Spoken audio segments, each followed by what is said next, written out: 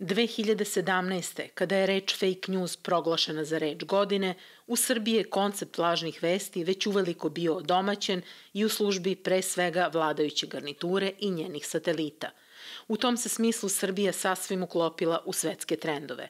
U lokalnoj verziji lažne vesti postale su međutim ne samo sredstvo vladanja, odvraćanja pažnje javnosti sa ključnih problema i proizvodnje neprijatelja, već i kamen temeljac aktuelne vlasti.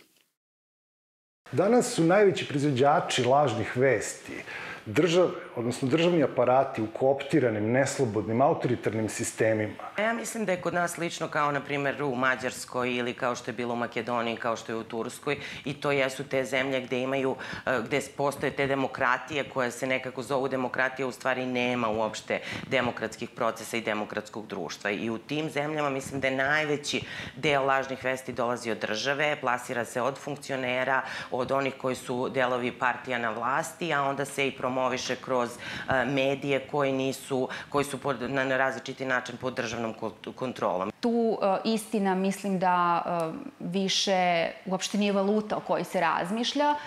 Razmišlja se u kategorijama emocije, antagonizama, stereotipa, predrasuda i sve to su jako zgodni sadržaj da se na njima grade neke lažne vesti. I u tom smislu mislim da u Srbiji lažne vesti su postale standard.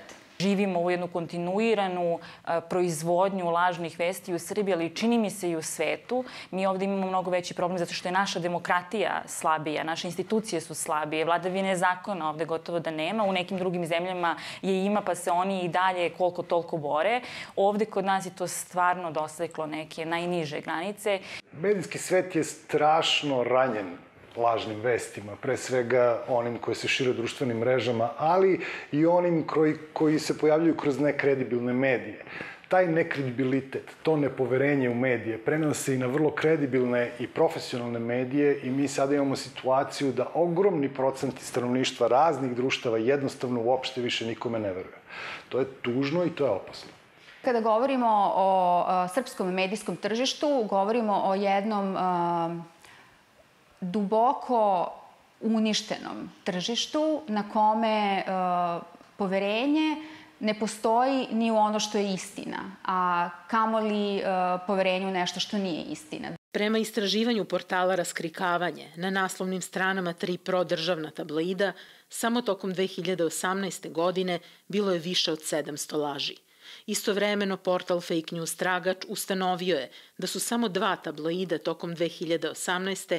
najavila rat i sukobe na naslovnim stranama čak 265 puta. Tokom pandemije koronavirusa utvrđeno je da je vladin krizni štab saopštavao znatno umanjene brojeve dnevno zaraženih i preminulih. Postavlja se stoga pitanje da li vlast proizvodi lažne vesti i lažne narative kako bi stvorila iluziju, paralelnu realnost koja odgovara isključivo njenim potrebama, privid da je život u Srbiji bolji nego što se vidi golim okom.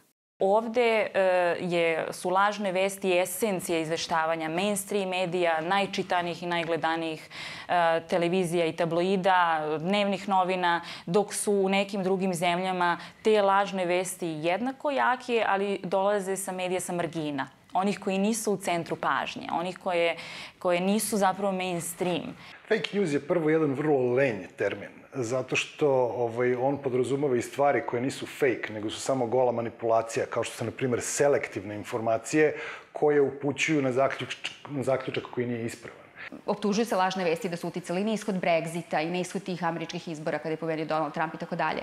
Ali kod nas su lažne vesti postale nešto čime ti vladaš na dnevnom nivou. Dakle, ne govorimo sad o tim nekim krupnim preokretima u društvu. Ne, mi sad govorimo o nečemu što je zaista kod nas postalo svakodnevica i to je, mislim da u tom smislu publika prosto nema dovoljno kapaciteta da kritički promisli ono što do nje dolazi, jer do nje više ne dolazi ništa što je na bilo koji način relevantno i bitno, da bi mogla da razume šta se dešava u društvu. Zahvaljujući svemu tome, srpsko društvo, baš kao i neka druga, oštro je podeljeno na one koji prate jednu i one koji prate drugu grupu medija, na one koji veruju jednoj i one koji veruju drugoj verziji realnosti. Kako zaustaviti lavinu lažnih vesti koja je dovela do toga i tako razbiti mehure u kojima su građani zatočeni i koji ih dele? Mislim da međunarodne organizacije kao Evropska unija ili Savet Evrope ili Ujedinjene nacije moraju da nađu mnogo bolje mehanizme kako da zaustave produkciju lažnih vesti od strane države. Veoma dobro videli smo da kad su u pitanju ekonomski problemi ili slični problemi, veoma brzo se nađe mehanizam, ali kada su u pitanju ljudska prava, to uvek ide sporije ili se čak ne desi. Čini mi se da u Srbiji mi nismo nikada dosegli punu zrelost medija i novinara kakvu su, na primjer, imali Amerikanci ili neke, kad stvarno kažem razvijenije zemlje, i to nije floskula, razvijenije u smislu demokratije.